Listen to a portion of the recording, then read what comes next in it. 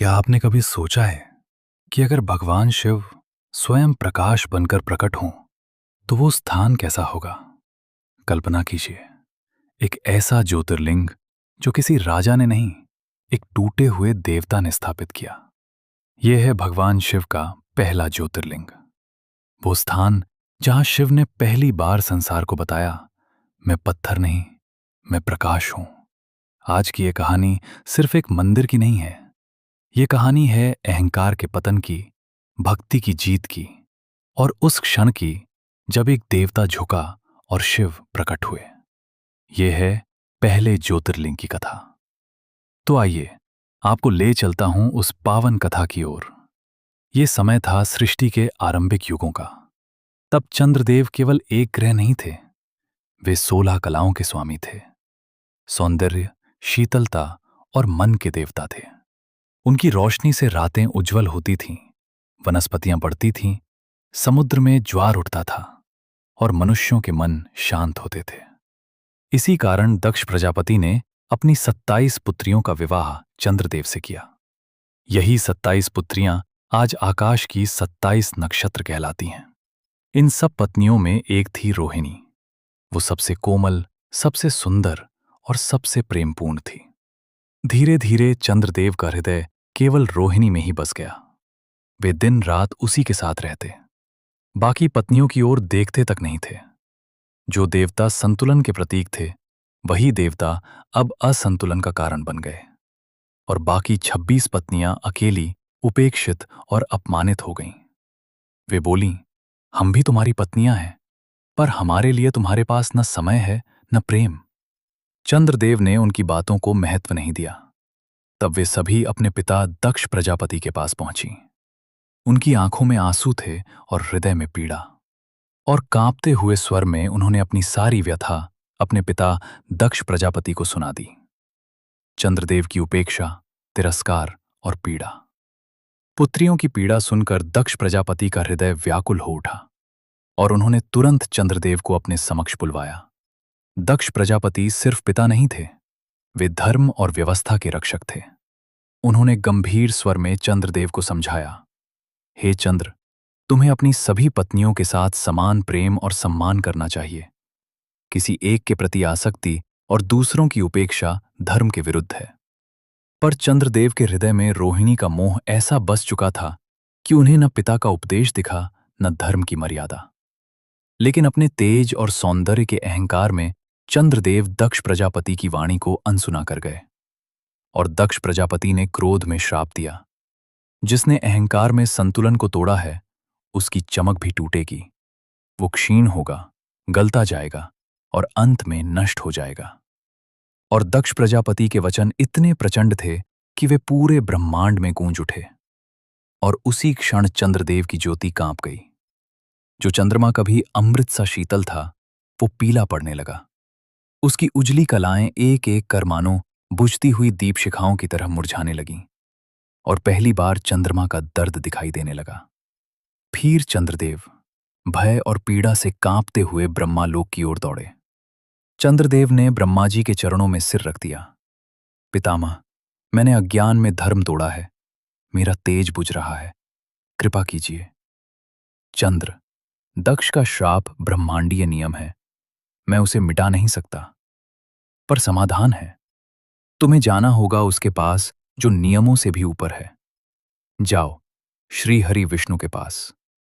कमजोर होता हुआ चंद्र अपनी बुझती हुई श्वेत काया के साथ कांपते कदमों से विष्णु की शरण में पहुंचा।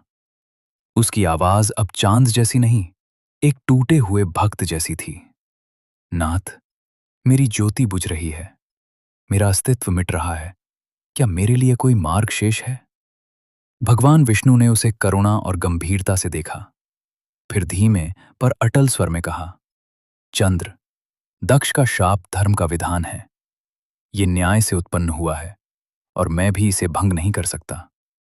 पर हर श्राप विनाश के लिए नहीं होता, कुछ श्राप संतुलन के लिए भी होते हैं, और उस संतुलन को केवल वही स्थापित कर सकता है जो संहार और करुणा दोनों का स्वामी है।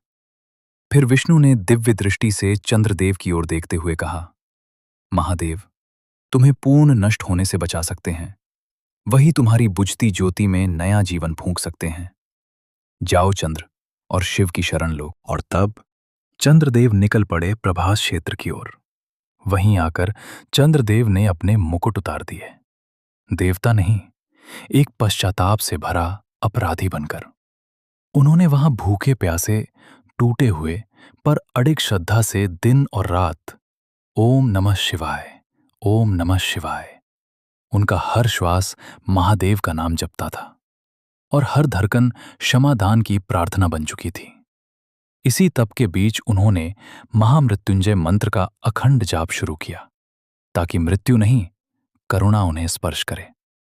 और उसी तप से प्रभास की भूमि शिव शक्ति से कांप उठी। चंद्रदेव की कठोर तपस्या से प्रसन्न होकर करुणा के सागर भगवान शिव प्रकट हुए। संपूर्ण आकाश दिव्य प्रकाश से भर उठा और महादेव ने करुण दृष्टि से चंद्र की ओर देखा और गंभीर स्वर में कहा, वत्स चंद्र, दक्ष प्रजापति का श्राप धर्म का विधान है। उसे पूर्ण रूप से मिटाया नहीं जा सकता, क्योंकि यदि श्राप टूटे तो न्याय भी टूट जाएगा। फिर शिव की आंखों में करुणा झलकी। पर मैं तुम्हें ऐसा वरदान देता हूं जिससे तुम्हारा अस्तित्व कभी समाप्त नहीं होगा। हर मास तुम 15 दिनों तक क्षीण होते जाओगे, ताकि संसार अहंकार का परिणाम याद रखे। और फिर 15 दिनों तक पुनः बढ़ते जाओगे, ताकि संसार मेरी करुणा को देख सके। तुम न कभी पूर्ण रूप से मिटोगे और न ही सदा पीड़ा में रहोगे। तुम समय के साथ घटोगे और बढ़ोगे, ठीक वैसे ही जैसे जीवन। और तभी चंद्रदेव के श्वेत शरीर में फिर से प्रकाश दौड़ गया। उनकी बुझती हुई ज्योति पुनः चमक उठी और इसी वरदान से चंद्रदेव को मिला नया जीवन। और तभी से चंद्रमा की कलाएं घटती और बढ़ती रहती हैं।